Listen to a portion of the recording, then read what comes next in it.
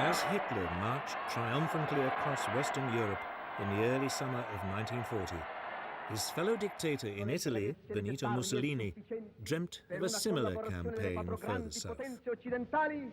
Chiama il sangue i principi che sorgono e che nascono e I principi che declinano. La vittoria è per noi, per I primi. His dream was to build a new Roman Empire that would see Italy expand not only along the northern Mediterranean coast, but south through North Africa. He would turn the Mediterranean into Mare Nostrum, our sea. But it was a dream that would turn into a disaster. It would lead, in due course, to Mussolini's death and fatally overextend his German ally.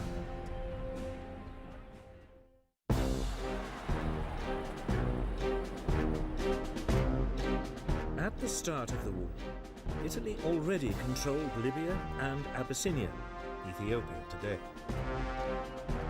Mussolini calculated that if he could take British-controlled Egypt and Sudan, he would be able to create a huge swathe of Italian-controlled territory. It looked like an easy campaign.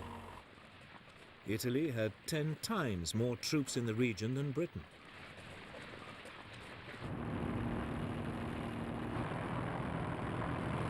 In September 1940, Mussolini invaded Egypt and captured the small coastal town of Sidi Barrani.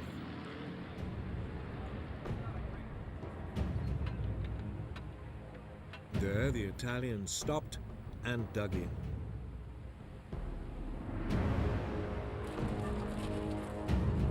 Britain gathered all available forces for a counterattack. On December the 6th, 1940, they moved in across the desert.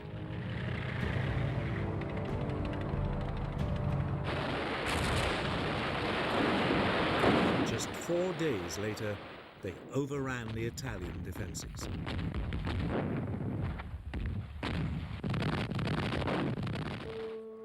Nearly 40,000 Italians were taken prisoner.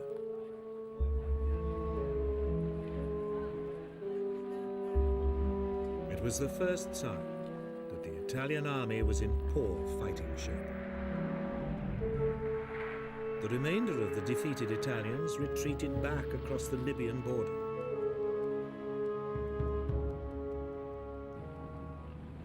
The British followed in hot pursuit.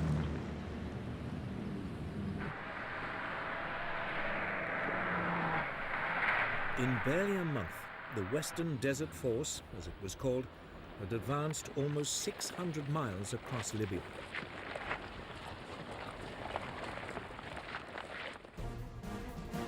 It now paused and dug in at the Libyan coastal town of El Agheila.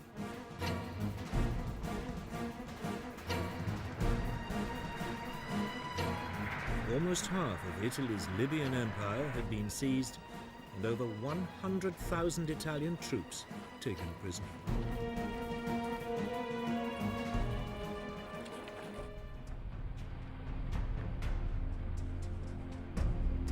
Meanwhile, to the south, British forces invaded Italian-controlled Abyssinia.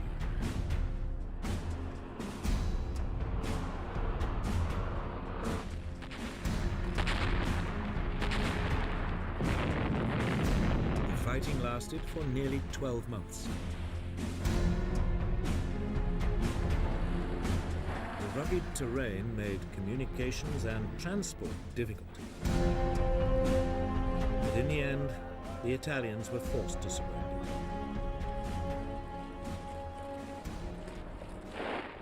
But even as Abyssinia was being secured, Mussolini's empire building was causing problems in another part of the Mediterranean.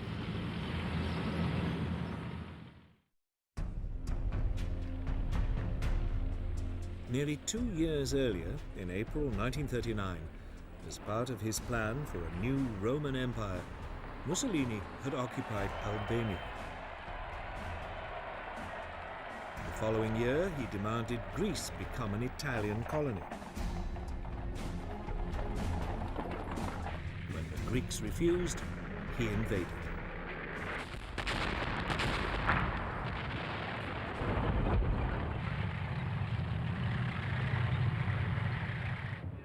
The Greeks were outnumbered more than 2 to 1, but they swiftly turned back the Italian advance.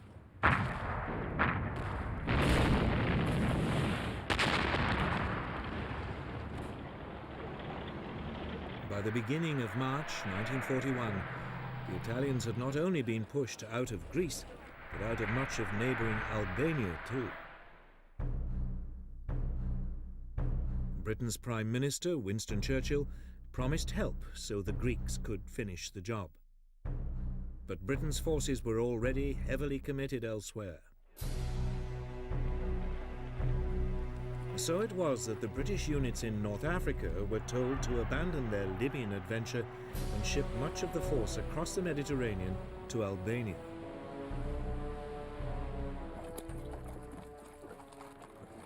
As the Italian troops were now pushed back, Mussolini's Balkan ambitions fell apart.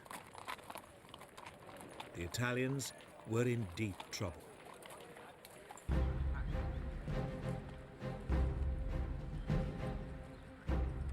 It left Hitler with a problem. Should he divert troops from elsewhere in Europe to support his most important European ally, or should he abandon Mussolini to his fate? He decided to help.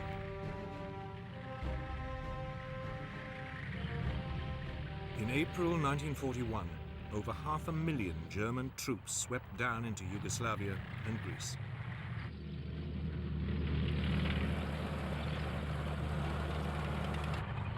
For Germany, it would prove to be the beginning of a fateful entanglement with Mussolini's political dreams. But at first, all went well.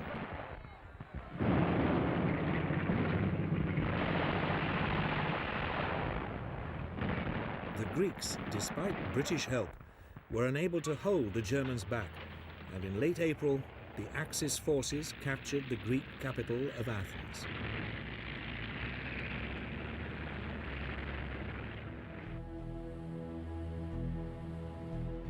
Some 30,000 men were evacuated to the British-controlled island of Crete.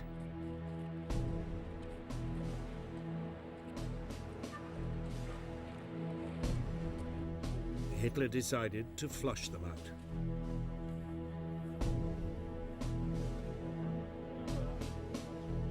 He had at his command some 22,000 parachute and glider-borne troops, backed up by 150 Stuka dive bombers. The landings began at first light on May the 20th.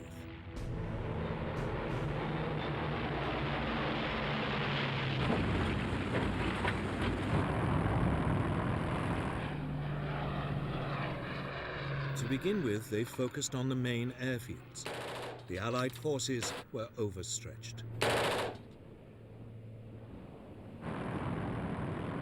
There were incessant German air attacks.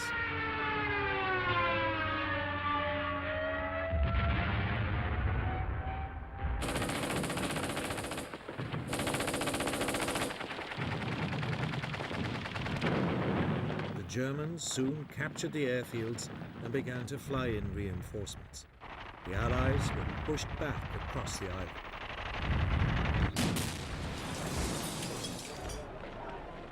Two weeks later, it was all over.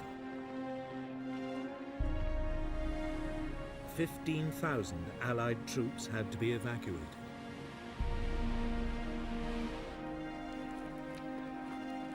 A further 18,000 were taken prisoner.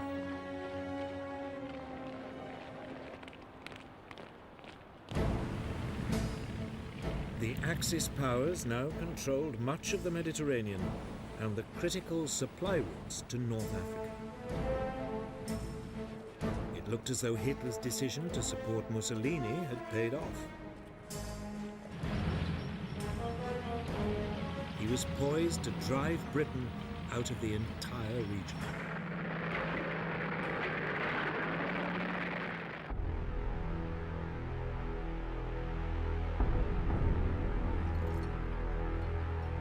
In February 1941, a junior German general arrived at the Libyan port of Tripoli. Erwin Rommel was one of the rising stars of the German army and had been chosen by Hitler as the man to rescue his Italian ally and retake North Africa for the Axis powers.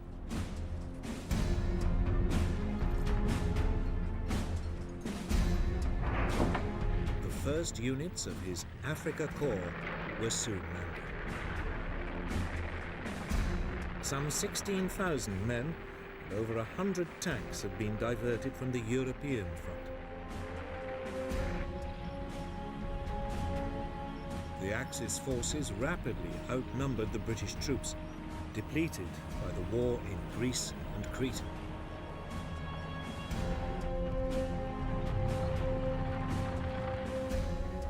Rommel advanced towards the British positions at El Agheila and attacked.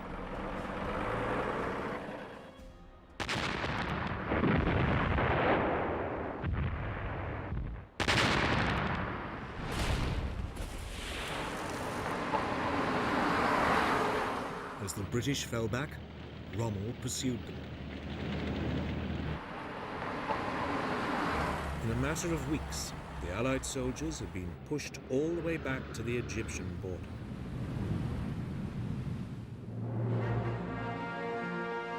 But in the retreat, a division of Australian troops had been cut off by the Germans in the Libyan port of Tobruk. The British commander, Sir Archibald Wavell, now launched 2 successive attempts to relieve them.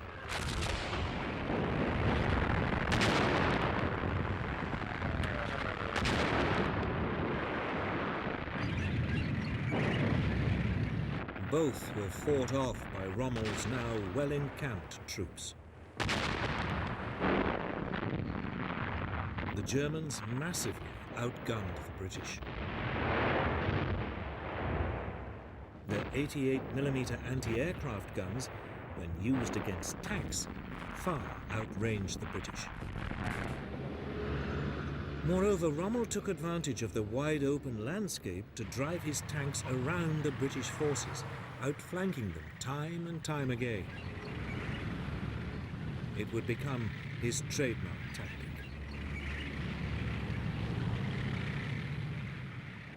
The British press, half grudgingly, half admiringly, nicknamed Rommel the Desert Fox. For Wavell, it was too much. Now exhausted, he was replaced by General Claude Auchinleck. Auchinleck came under immediate pressure to try again to relieve the Allied troops in Tobruk. But he refused until his forces had been reinforced.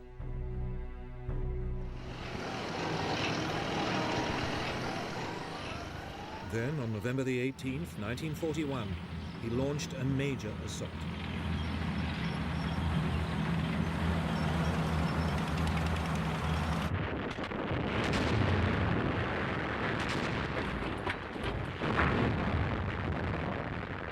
Operation Crusader, as it was called, started with a lengthy armored dogfight.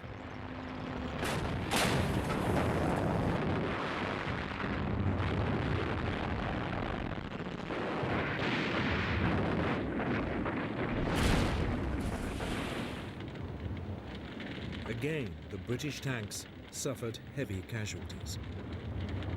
But the infantry slowly moved forward.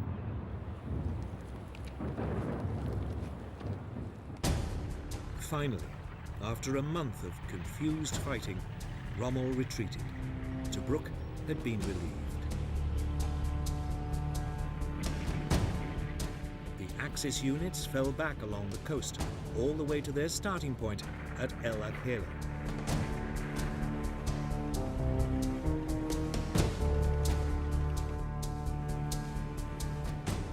Auchinleck's military command now assumed Rommel was a spent force, at least for the time being. Its units were dispersed to bases along the coast for a badly needed refit.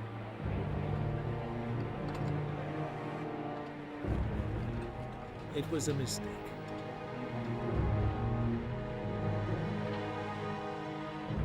Two months later, in January 1942, Rommel's Africa Corps was back on the attack.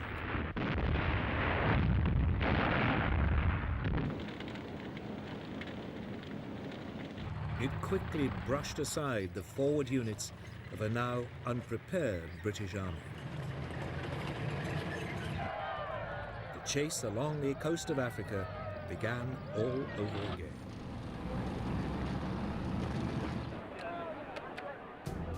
The Allies fell back towards a new defensive line just west of Tobruk.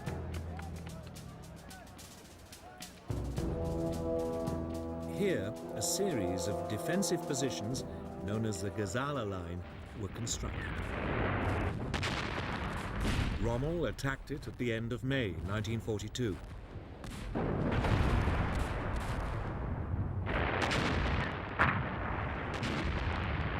Once again, he swung his armour around the British forces in a great outflanking movement and came in behind the British positions.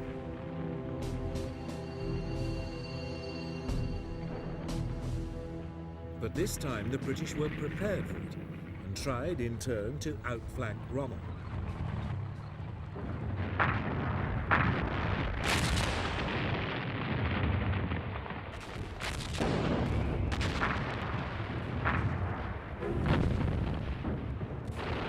The fighting lasted for 3 weeks as each side tried to outmaneuver the other.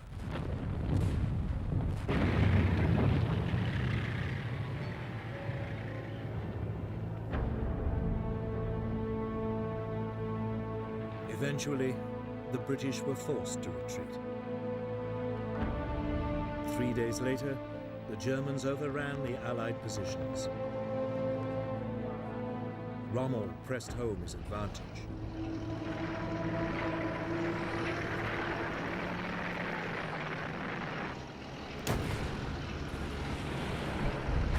The British withdrawal threatened to become a rout. Finally, Auchinleck turned to face his enemy at the Egyptian village of El Alamein. His southern flank rested on the Qattara Depression, an area impassable to tanks.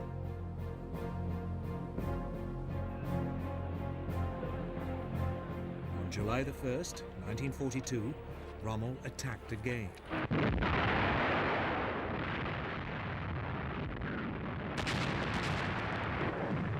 This time, the British defences held.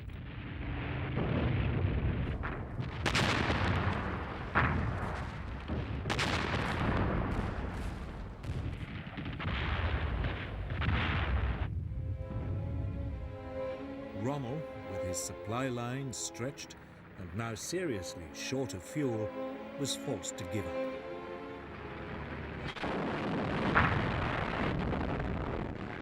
Auchinleck attempted a counterattack. For the rest of July, the two sides pushed at each other like exhausted boxers.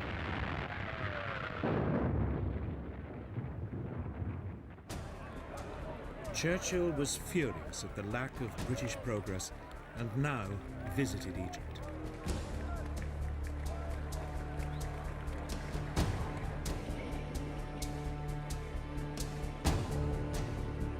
Time for yet another change of leadership. Auchinleck was replaced by not one, but two generals. General Harold Alexander as Commander-in-Chief near East, and General Bernard Montgomery as Commander of 8th Army. The British and Axis forces had fought each other to a standstill. There was no clear winner, and the fate of North Africa still hung in the balance. Everything would now depend on whether the British could throttle the Axis supply routes across the Mediterranean.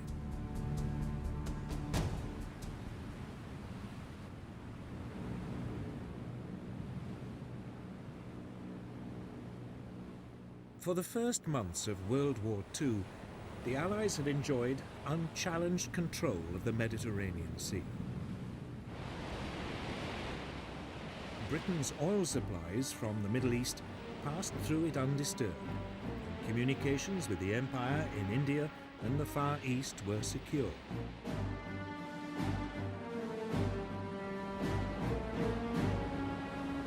Italy's entry into the war changed all that.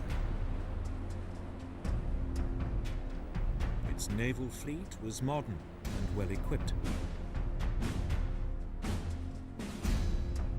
The Italians now concentrated their fire on the strategically crucial British-controlled island of Malta. The island was an important refueling base for British submarines and aircraft in the eastern Mediterranean. It had become the centre for Royal Navy attacks on Italian and German supply convoys to North Africa.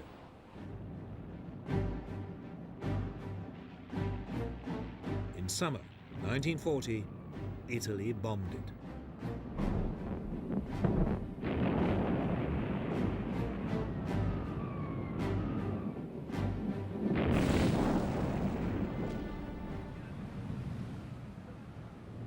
It was the beginning of a 2-year assault, which would inflict terrible suffering on the island's population.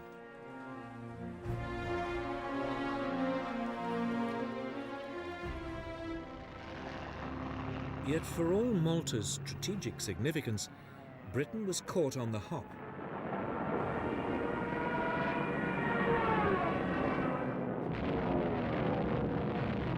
There were no fighter aircraft on the island to beat off the attacks.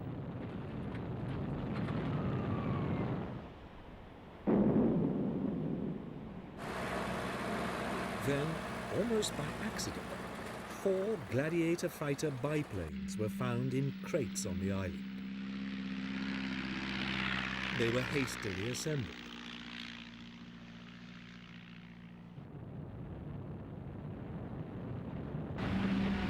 The aircraft put up a fierce resistance. For 3 weeks, the fate of Malta remained uncertain.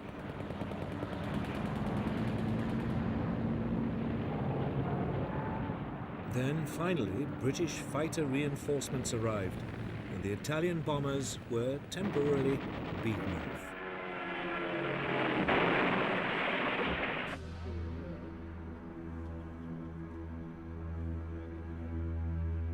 But it was not.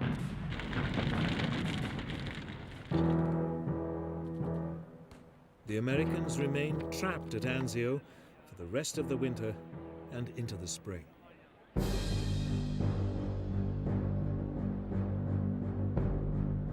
Meanwhile, in the center of Italy, the key to breaking the Gustav Line was the towering Monte Cassino mountain complex.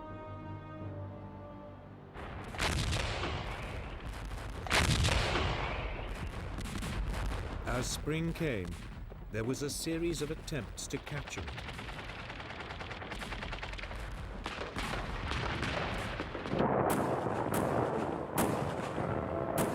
Each assault failed.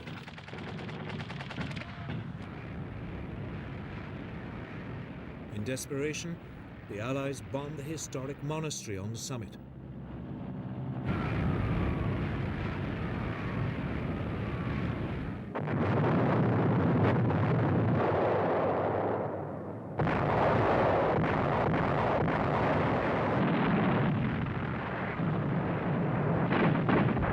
But the Germans hung on.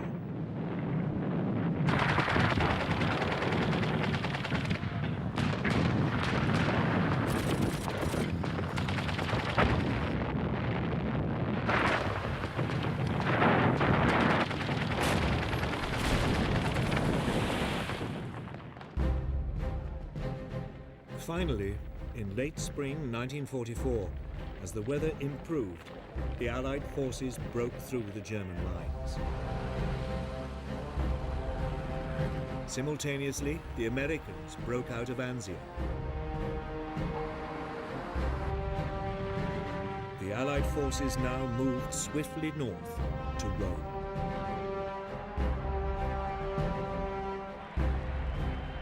Italian capital was liberated on June the 4th, 1944.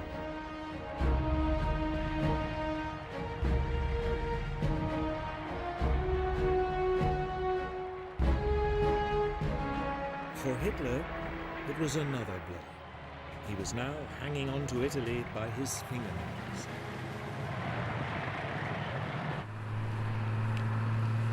The Allies continued to push north.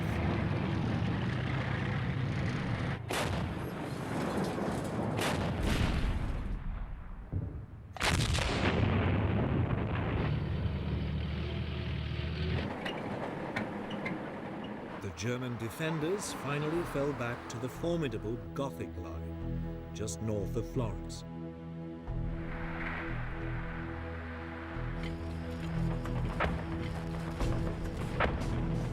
Here, bad weather again brought the Allied advance to a halt.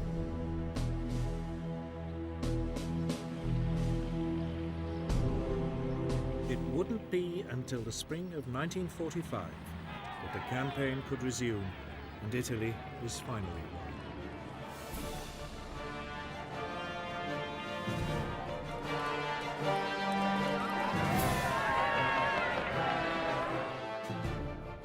By then, the Italians had had enough of Mussolini.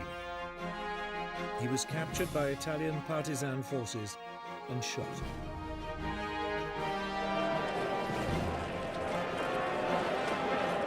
His corpse was hung by its heels in the line. Mussolini's war had been a catastrophe for himself and his country. It had also left the German southern flank dangerously exposed. The German army was now overcommitted, short of troops, and retreating on all fronts.